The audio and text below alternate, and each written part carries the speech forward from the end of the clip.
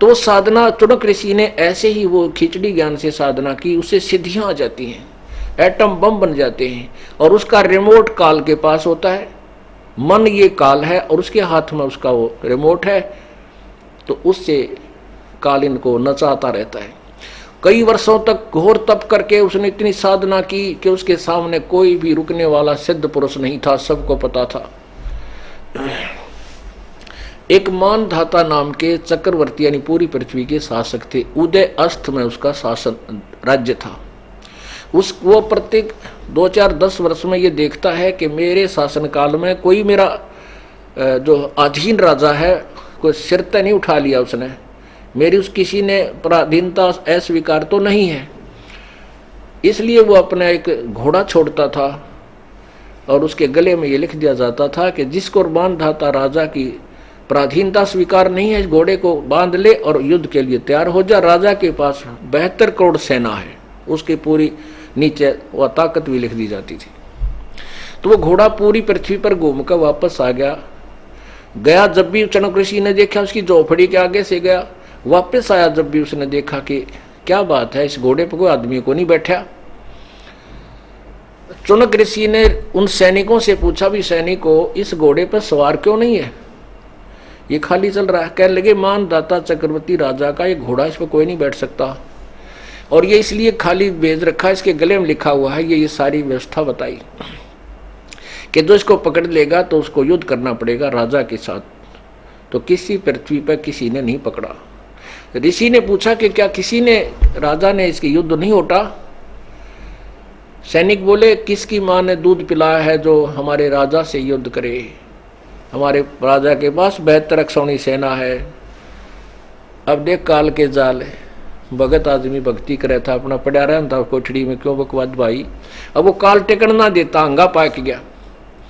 कहने लगा, अच्छा तुम्हारा राजा ऐसा हो गया, मैं इसका राजा का युद्ध उठता हूं और इस घोड़े को मैं बांधता हूं। वो सैनिक बोले, रे कंगाल, तेरे दाने तो खाने को नहीं और तू युद्ध उठ, चक्रवर्ती राजा का तेरी क्यों सामत आई है, पड़ा रहे। तो और बोला, भाई मेरे भाग में यह लिख रखी है, मन ने यो युद्ध उठ लिया।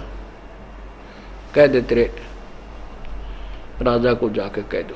अब सैनिकों ने वो घोड़ा बांध दिया, वहीं पर ले तेरी अभी आए आज्ञा लेकर तन समाराएंगे। अब वो राजा मानधाता चक्रवर्ती के पास गए। राजा ने सोचा, अभी आज एक आदमी ने आंख उठाई है तेरी तरफ, कल न दूसरे की हिम्मत पड़ेगी। तो अपने जो 72 करोड़ सेना के 4 टुकड़े बना लिए, 18-18 करोड़ के, एक 18 करोड़ की टुकड़ी भेज दी। उधर से ऋषि ने अपनी सिद्धि तक शक्ति थे, वो सारी उम्र के डड़े डोए थे, वो भक्ति करी थी, उसकी 4 पुतली बना ली, 4 एटम बम बना दिए सिद्धि थे, और एक पुतली छोड़ दी। उसके इतने रूप हो गए, 18 करोड़ सेना को कत्लेआम कर डाला। ऐसे 4 बार में राजा ने अपनी सेना भेजी, चारों बार में उस ऋषि ने उस 72 करोड़ सेना को काट डाला।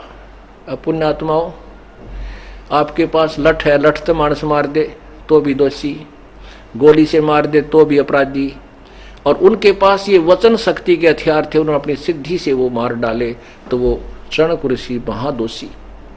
अब ठीक है, उसके जो ओम मंत्र के जाप से या जो हम बैठ कर जो तप किया उससे उसको स्वर्ग प्राप्ति होगी।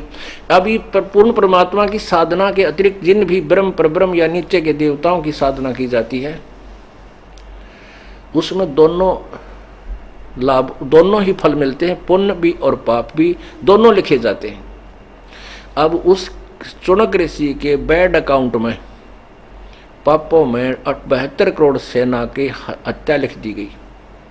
जब तक इसके पुण्य चलेंगे, इतनी अंडी पाक्या फिरा रहेगा, स्वर्ग में भी ठाठ करेगा, वहां देवता बन जाएगा, और उसके बाद जब इसकी दुर्गति शुरू होगी, कुत्ता बनेगा, सिर में कीड़े पड़ेंगे, खाज लगेगी, टांग टूटेगी, कांच लकड़ेगी।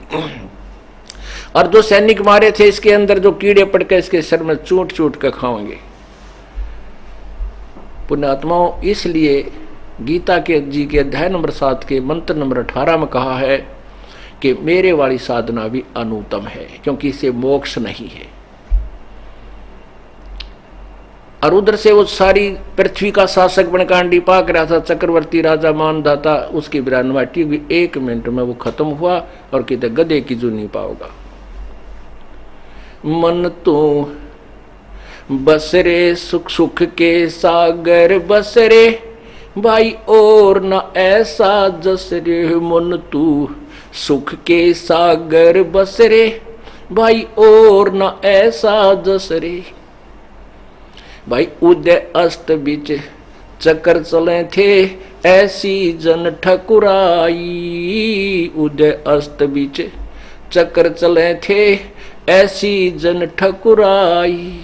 एक चुनक ऋषिश्वर कल्प करी, फिर खोज न पाया राई। मन तू सुख के सागर बस रे भाई, और न ऐसा यस रे। मन तू सुख के सागर बस रे भाई, और न ऐसा यस रे।